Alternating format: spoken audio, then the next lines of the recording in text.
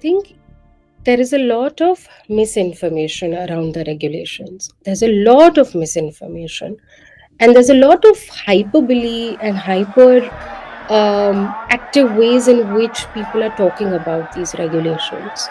I don't really know if that is deliberate or that is real misinformation or what it is, or there is something behind it. But what I can tell you from people's responses is that they, from the responses, I feel that the regulations have not even been read properly. Advocate Disha Wadekar, who has been a key figure behind the new UGC guidelines, speaks up on the backlash. The new UGC rules mandate all higher education institutions to form equity committees to look into complaints of discrimination. These committees must include members from the scheduled caste, scheduled tribes, other backward classes, women, and specially abled persons. These rules led to widespread protests because they are being seen as discriminatory towards general category students and unfairly pointing fingers at upper caste students as potential perpetrators of harassment. Firstly, this whole idea that these regulations are going to put our kids in jail and behind bars is completely unfounded. These are completely regulations that operate in civil realm. Okay, no equity committee has the power to put someone behind the bars or to incarcerate someone.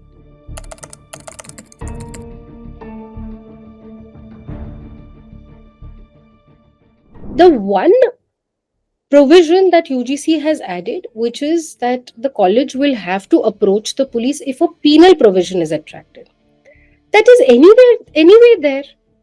So you can't, it's not like there will be a suicide on campus and that suicide complaint will go to the committee and the committee will decide, right? A suicide is a suicide that is defined under IPC. You will have to lodge an FIR, right? So it's not like these regulations have brought something new. So where is this question of, firstly, that misinformation that this is some criminal legislation meant to criminalize people is absolutely unfounded.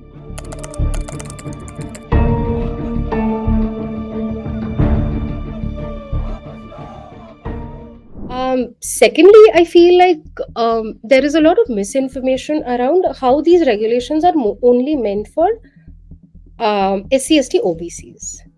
That is not the case. That's complete and utter lies. Neither the 2012 regulations nor the present regulations are only for SC/ST OBCs.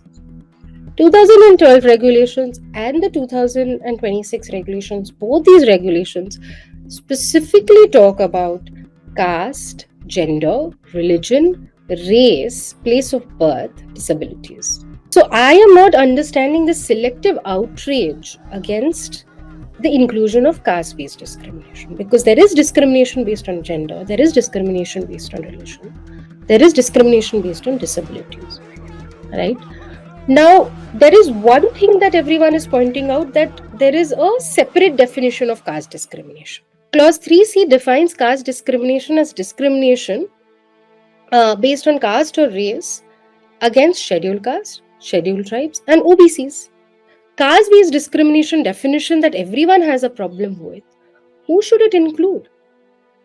If that should be a caste-neutral definition, is what the question is, then are you saying that alongside SC, ST, and OBC, caste-based discrimination should also include other categories and it should be caste neutral? Then what is the point of that provision of discrimination? Then there is no discrimination, right? That actually means that there is no discrimination. It's like saying that in the definition of gender-based discrimination, you should have men who say that I am being discriminated on the basis of gender. The basis is important.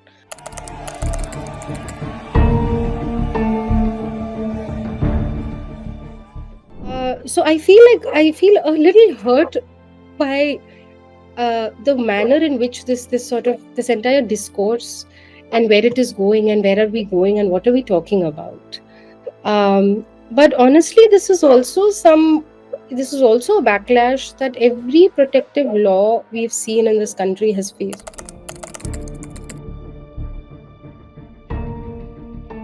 Now, as far as misuse is concerned, I think I want to really address that. is the whole idea that these regulations will be misused, right? Firstly, what is there in these regulations? What are these extreme consequences that one is going to face that would be misused by people? There are no extreme consequences. Like I said, this is only civil remedies. But let's say even those civil remedies or those civil the civil redressal mechanism could be misused by people, and that is the concern. Then let me tell you that no law is every law for that matter is prone to misuse, right? But there are inherent safeguards in our justice system, because we believe in the rule of law. We are a system that believes in the due process of law and principles of natural justice, right? So what are these safeguards? When a complaint is lodged, it's not before a committee under the regulations. It's not like the complaint is going to be taken on its face value and suddenly the committee is going to be like, now you will be punished. This is the impression that a lot of people are getting. That's not how these committees work. Once you file a complaint, the committee will look at that complaint, will read that complaint. If they don't find any merit in that complaint, if they think that it's a frivolous complaint, they will dismiss that complaint right then and there, right? If they think that there is some merit in the complaint, right, what can they do? They will have to issue notice to the respondent, the person against whom the complaint is made. That respondent will have to produce evidence. That respondent will have to give his or her say as to why no action should be taken against them, right? Their side will be heard, the complainant's side will be heard, both sides will be equally heard, both sides will be allowed to present their evidence, both the sides' evidence will be appreciated. They can bring their own witnesses to support their claims, right? And then the committee, after all of this, will reach a finding. After a fair hearing, after following all principles of natural justice, will reach a finding. And based on that finding, they will then suggest a proportionate punishment. So the punishment should be proportionate to the finding of the committee. And then that punishment will be recommended to the head of the institution. And it is up to the head of the institution to take action on the report submitted by the committee. And in many cases, the head of the institution might not even take action. And we've seen that in so many cases in ICC, they don't take action. The Supreme Court has stayed the implementation of the new UGC guidelines after protests erupted across the country. Instead, it has triggered protests by those favoring the new regulations.